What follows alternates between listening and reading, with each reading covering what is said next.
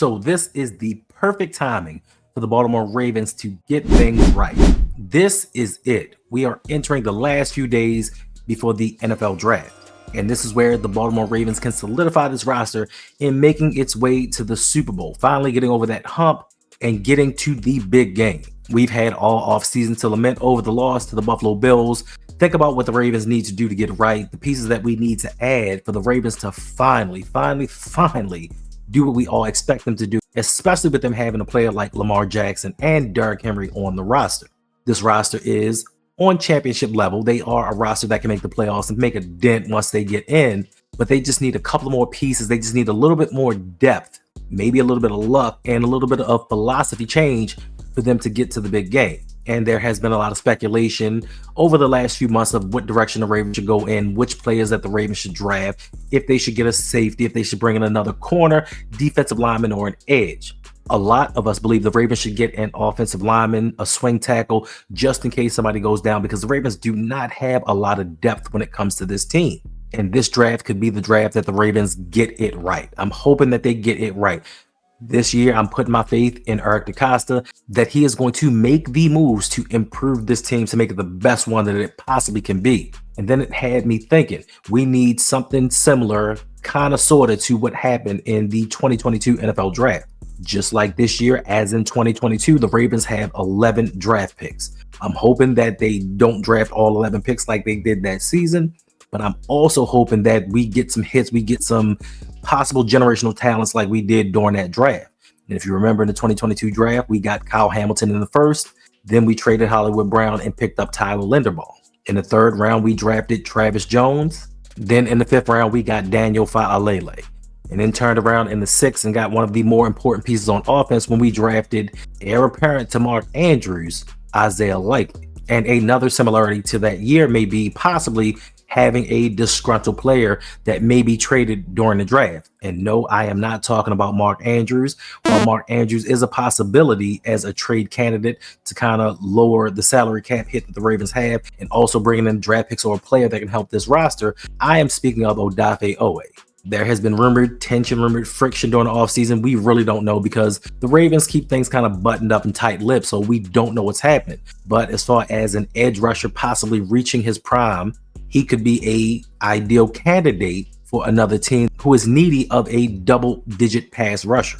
So is there a possibility that the Ravens could flip Owe and maybe a future draft pick and get another first-round pick? That way we can kind of double dip into positions that the Ravens need. And another question is, what are the Ravens going to do? Are they going to go best player available, or are they going to go a position of need? And listen, if you are liking the content, make sure to like and subscribe. We are so close to 10,000 subscribers. So close. I mean, 3,500, it's not close to some, but it's closer than I've ever been. So hit that like button, subscribe.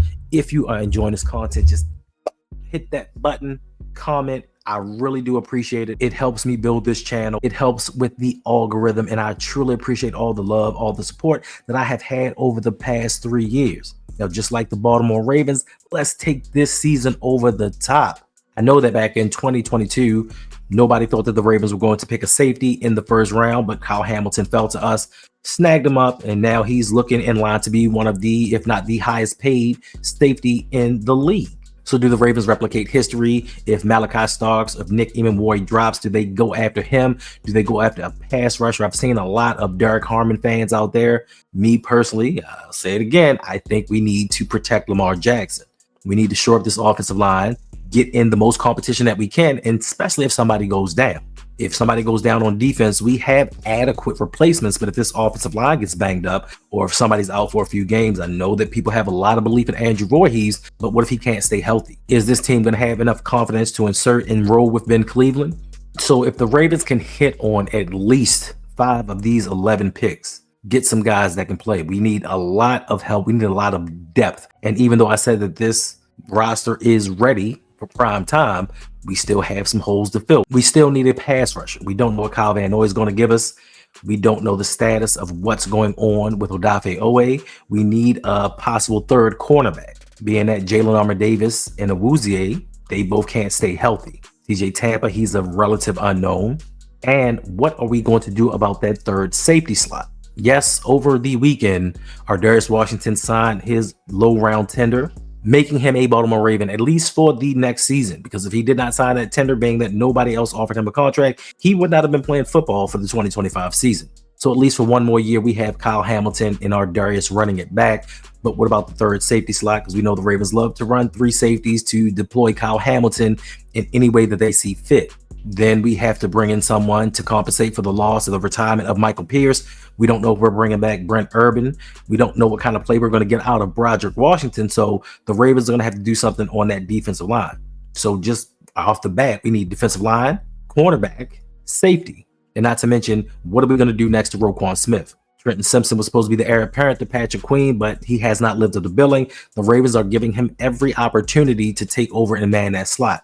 I personally don't know what went wrong last season and why he had inconsistent play, why he had inconsistent playing time. But the Ravens are going to have to bring in somebody to play alongside Roquan if this defense is going to jump up from that 27th pass ranking. Because listen, if you give them all day to pass, I don't care how good your cornerbacks are. I don't care how great your safety is. If you are not getting pressure on the quarterback, it is all for naught. Then when we flip over to the offensive side of the ball, guard play. Yes, Lele, cool. He was decent, but this is the last year of his deal.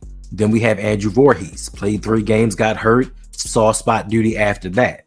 Can he be counted on? Can he be dependable enough to play a full season and then go into the playoffs? For me, it is pretty hard to kind of come off the bench and play a full slate of games when you've never done that and then go into the postseason and be at your best.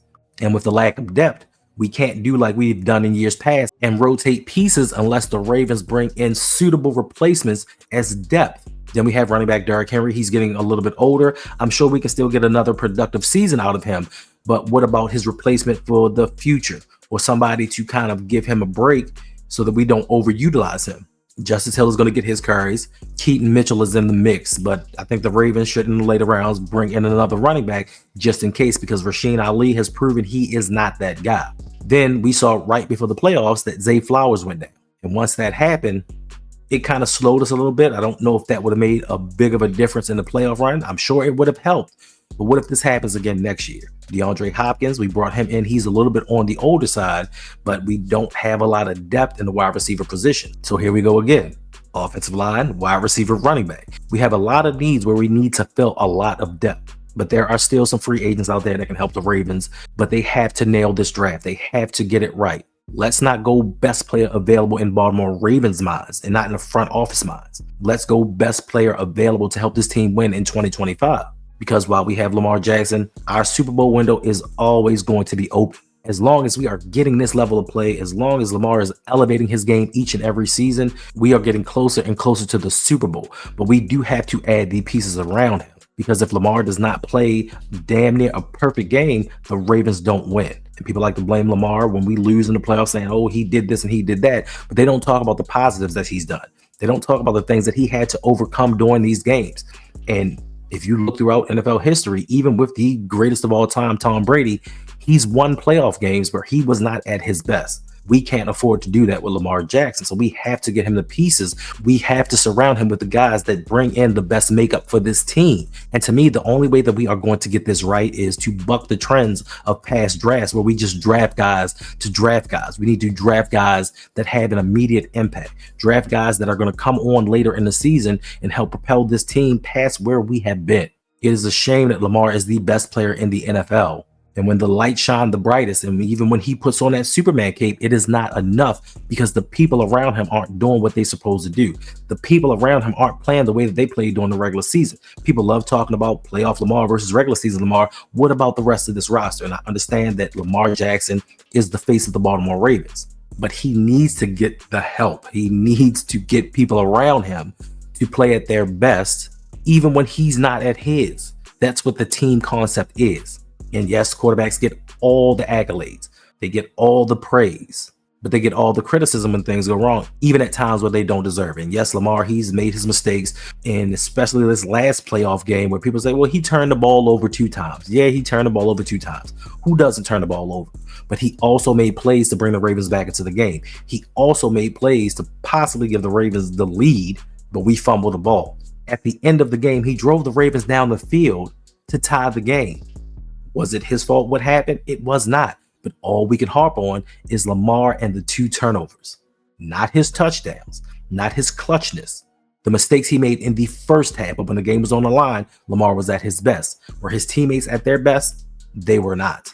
So all I'm saying is the Ravens need to get this right, surround Lamar with the talent, bring in the guys that are going to help. And one thing that might help is today being April 21st, today is the first day of the offseason workout program. It's voluntary. The players can come in and get their workout on. Now, there aren't going to be any coaching sessions. There's not going to be film breakdown playbooks. It's just guys coming in to get in shape, build that camaraderie. And this is the start of it. More importantly to me, this is the time where the Ravens can have certain guys in the building. And if they want to restructure some contracts, they can restructure contracts. Open up a little bit of money under the salary cap so they can possibly bring in some more free agents or make some moves. There are possibly still a couple of trades on the table that can help improve this team. And for me, the time to get it done would be now, especially if you want to make these moves before the draft, because that opens up a lot of possibilities on where the Ravens can go with these draft picks. The Ravens open up some money. I know there's still a possibility that Jair Alexander is in the mix to be that cornerback to come in here and be CB1. They still have the possibility of going and getting a Jalen Ramsey. And I've seen some reports speak about where the Ravens could actually go out and trade for Kayvon Thibodeau from the New York Giants. Yeah, he only had 5 sacks last season, but he is a top 5 pick. He's a guy in the right system that has continuity, that has coaches, that has players around him that are healthy, and a system that is stable that I think that he can shine in this system. So now is the time for the Baltimore Ravens to go all in. Make this draft one to remember. Make this the signature draft of EDC's career up to this point. 2022 was an amazing draft for him. It was his best by far. None of his other drafts come close to that one. So if he can top this draft, maybe, just maybe, the Baltimore Ravens can get over that hump.